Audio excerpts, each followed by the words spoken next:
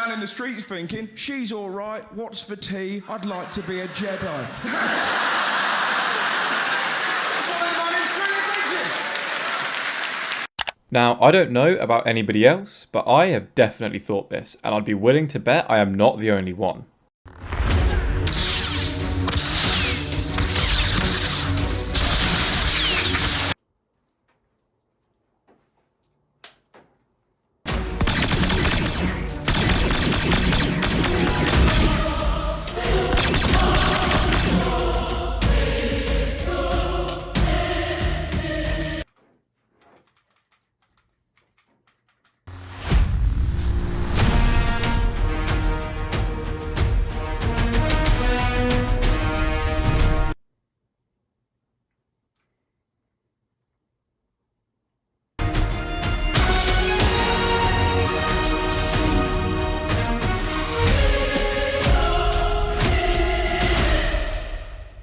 Okay, but seriously, if I had to bet my entire life savings on the most common answer to the question, what would you be if you could be any type of film character, I would choose Jedi every single day of the week.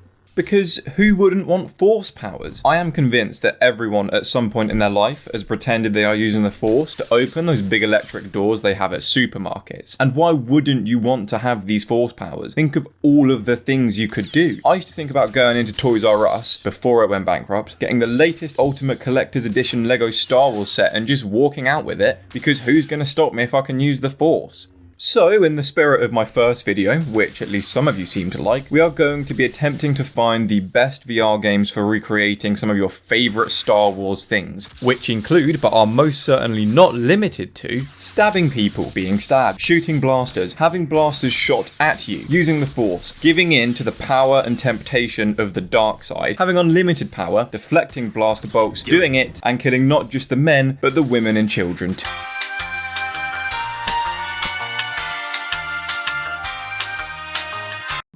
The weapon of a Jedi Knight. Not as clumsy or random as a blaster. An elegant weapon for a more civilized age. Now, I think we can all agree that stabbing things is pretty fun.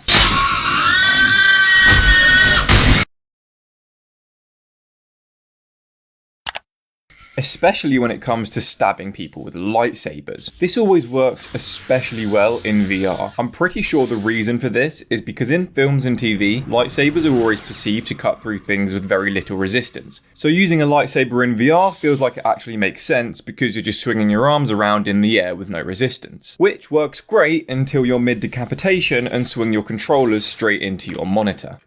So, which game does lightsabers best? Well, before we can make that call, I need to talk a little bit about intrinsic motivation. Now, things are going to get a bit English lesson-y, so I'm going to put some fluffy animals doing things on the screen somewhere. So, according to the first page of Google, intrinsic motivation is the act of doing something without any obvious external reward. You do it because it's enjoyable and interesting, rather than because of an outside incentive. Take these two clips, for example. The end result is the same. Man dead on floor. And killing him like this is just as, if not more effective than killing him like this. Yet I choose to play like I do in the second clip because it feels more like I'm actually in Star Wars. So back to the question, which game does lightsabers the best? Well, unlike my first video, I don't have a set selection of games that we're going to continue to look at throughout the video. This time it's more of a platter of games, handpicked and presented for each round. So for lightsabers, we have Blade and Sorcery with the Outer Rim mod, amazing mod by the way, check it out in the description, Sirento, Raw Data, and Trials on Tatooine, despite it being more of a tech demo than an actual game. And the short answer of which one is best is pretty simple. If you want to deflect blaster bolts back at enemies, play Trials on Tatooine. If you want to deflect blaster bolts for more than 30 seconds, play Raw Data. If it's more about lightsaber combat, play Blade and Sorcery, and if you fancy a little bit of everything, then give Sirento a try. Now for a bit more detail. Trials on Tatooine is great, but is just way too short and has no replay value. But if all you need to do is impress your mates, Time to remind these guys who won the war. It's pretty good. Raw Data has, in my opinion, the best deflection of all the games here today. Using the laser sword as a lightsaber is very satisfying, and the saber throwing is amazing. The main issue here is that the very limited movement and weird lack of enemies at times can create a pretty slow experience, not something you want when you're trying to be a Jedi.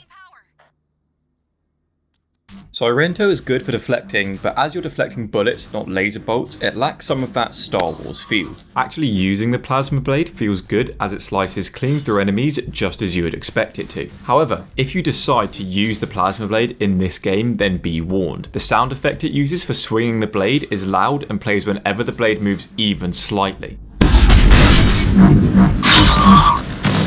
This makes it get annoying really quickly. On a positive note, the movement works great for making you feel like a Jedi. Finer movements closer to enemies can be difficult due to slow strafing controls, but the more extravagant moves like wall running can make you feel great and be combined to create some really cool kills. And despite only working because of a mod, something that this guy doesn't like, Blade takes it. Honestly, I don't think watching a video does it justice, but there's just something so...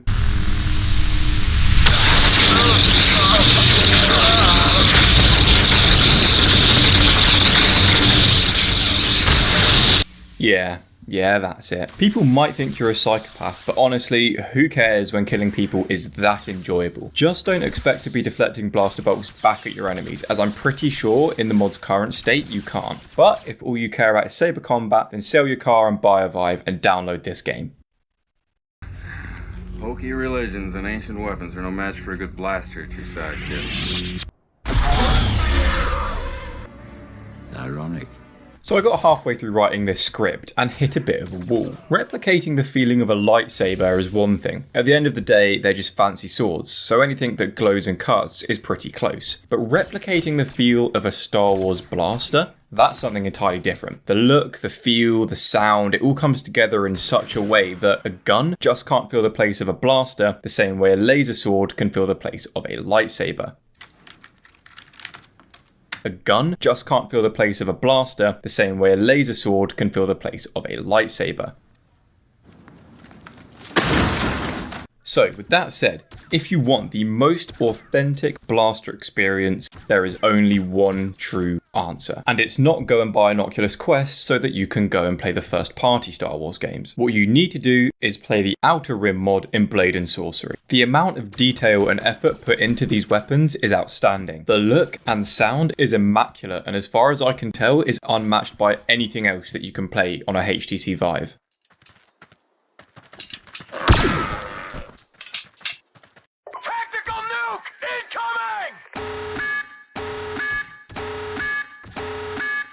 Now, if you're like me and still can't look at a Z6 rotary blaster cannon without breaking down because, well...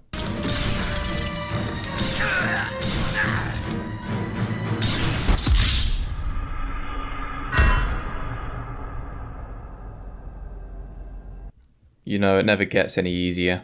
This game will have you screaming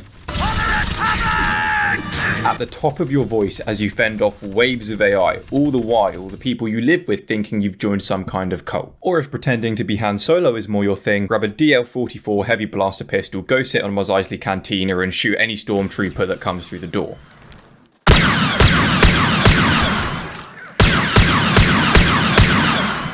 So unfortunately, as much as it may seem unfair because it's only thanks to the mod that this is possible, Blade and Sorcery takes it for best blasters.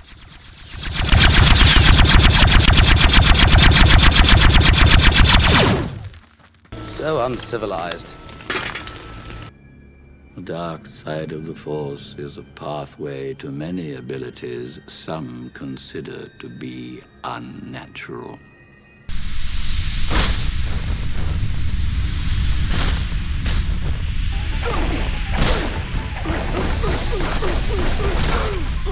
Like with a lightsaber, using the Force or Force-like powers in VR generally feels pretty good. I think it's because anything lifted with the Force in films and TV generally is portrayed as having no weight to it.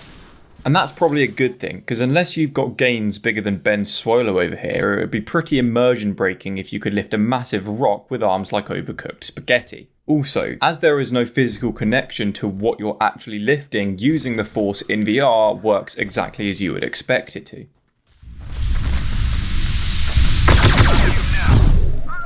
So I actually went into this section of the video feeling like once again the obvious answer would be Blade and Sorcery, as it has Force-like powers built right into the game. So imagine my surprise when replaying raw data for the first time in years, I found it has some pretty cool telekinesis powers, including my personal favourite, that cool power from Jedi Fallen Order where you slam into the ground affecting everyone around you. Now he looks mad. That power, combined with the immensely responsive telekinesis powers and the fact that the lightsaber sword throwing works really great, makes for a surprisingly convincing force-wielding experience. Unfortunately though, raw data has two pretty big issues. The fact that you can't use its telekinesis to manipulate objects around you, and more importantly, the distinct lack of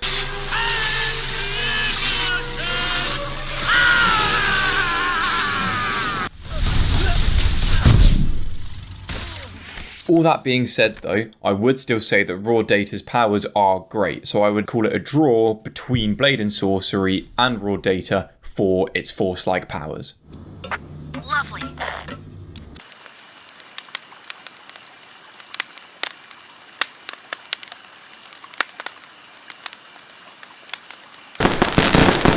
So I now realise what I've actually done is create a video that should have been titled Why Blade and Sorcery is the best Star Wars VR game you can have on a HTC VIVE. But what that does mean is I have actually answered the question of what is the best Star Wars VR game you can have on a HTC VIVE. Having said that though, it is by no means perfect, with the biggest issue definitely being its performance. Now I'm definitely not hating on the modder here, because he has done an amazing job and Blade and Sorcery is not the most stable game to begin with. I'm running a relatively modern i7 and an RTX 2070. But I reckon unless you've got a mate at NASA that owes you a pretty serious favour, you won't be getting a consistently high frame rate anytime soon on this game. As well as this, some of the physics in the game can be a bit janky, especially when it comes to the AI. Some of the funniest bits are when AI come at you with two double-bladed lightsabers, as it's obvious they were not coded to be able to handle that much power. Not something that's necessarily a problem, just something to watch out for, because again, this is a mod, and in my opinion, a very good one at that.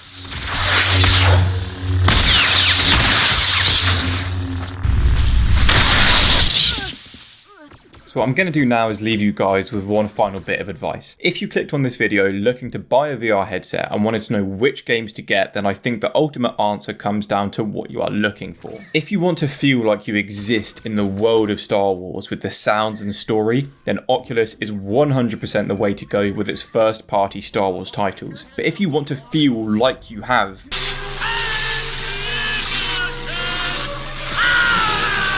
and care less about the story and more about the actual combat, then buy Blade and Sorcery and download some mods. Just don't be expecting to deflect blaster bolts at enemies, and watch out for some of the janky AI.